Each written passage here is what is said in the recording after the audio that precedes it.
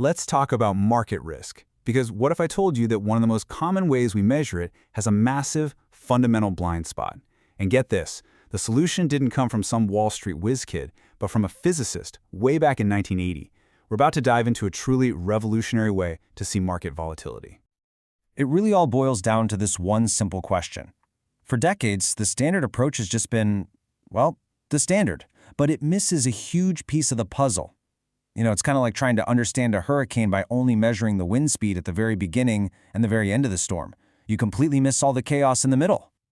And this slide just nails the comparison. The traditional method, just looking at the closing price from one day to the next, is like only knowing the final score of a basketball game. You see it ended 101 to 100, and you think, wow, what a nail-biter.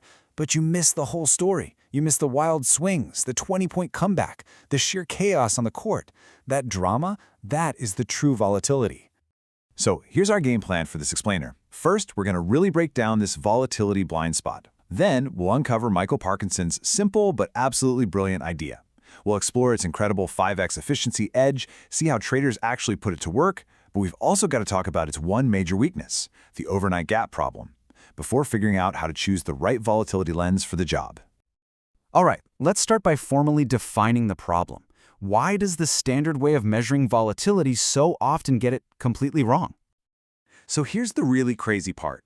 A stock could have a wildly chaotic day. I mean, soaring up 10%, plunging down 15%, and then clawing its way all the way back, only to end the day at the exact same price it started. To a close-to-close measure, that day looks perfectly calm. It is completely blind to the intraday chaos that traders actually have to live through. And this brings us to the elegant solution from our physicist, Michael Parkinson. He realized we were ignoring some of the most valuable data hidden in plain sight. The Parkinson indicator is built on this beautifully simple principle. Instead of just looking at the final closing price, it examines the full range of the day's trading, from the absolute highest point to the absolute lowest. The logic is so intuitive, right? The wider that gap between the high and the low, the more volatile the day really was. Simple as that. Now don't worry about the complex math here. The core concept is really what matters. The indicator simply takes the day's high and low, uses a little bit of math to measure the distance between them, and then just averages that out over time. It's all about systematically quantifying that intraday range. Okay, this brings us to the indicator's most powerful advantage, its incredible statistical efficiency. And this is where it truly leaves the traditional method in the dust. And this bar chart just illustrates the difference perfectly. Efficiency, in this context, just means how much information you can extract from the same amount of data. And as you can see, the Parkinson estimator is over 5 times more efficient. It is literally wringing 5 times more insight out of each and every trading day's data. Let's make that really concrete. Imagine you need a whole year's worth of data, about 250 trading days, to get a reliable volatility estimate using the old method. With Parkinson's indicator, you can get an estimate that is just as accurate using only 50 days of data. We're talking less than 2 months. That's a game changer.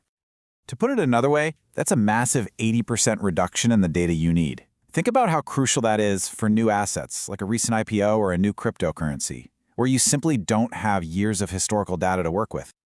So this isn't just some abstract statistical advantage. This efficiency translates directly into a powerful and practical toolkit for traders and analysts. For risk management, it means setting much smarter stop losses based on actual daily ranges. For options traders, it provides a much more accurate input for their pricing models. It enables sophisticated strategies built around volatility itself. And for hypervolatile markets like crypto, where those intraday swings are enormous, this indicator is absolutely essential. But hey, no tool is perfect. And to give you the full picture, we have to talk about the Parkinson indicator's one major weakness. It's Achilles heel. This chart shows the issue perfectly. Because the indicator only uses the high and low from a single trading day, it's completely blind to what happens when the market is closed. It misses the overnight gap, that price jump that can happen between one day's close and the next day's open. And this is a critical limitation. Major news, like an earnings report or a big geopolitical event, often breaks overnight.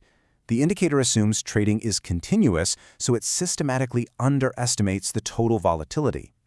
Research suggests this blind spot can account for about 20% of the true price movement. That's a pretty significant piece to just leave out.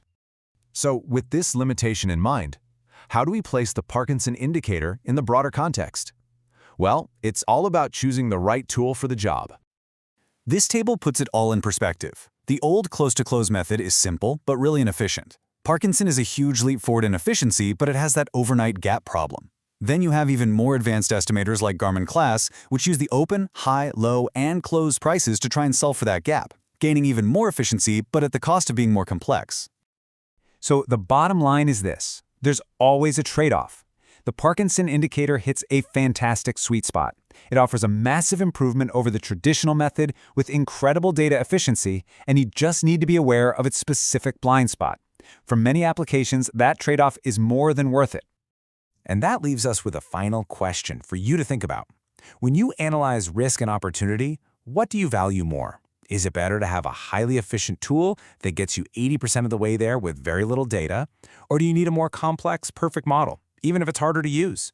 The answer tells you which volatility lens you should be looking through.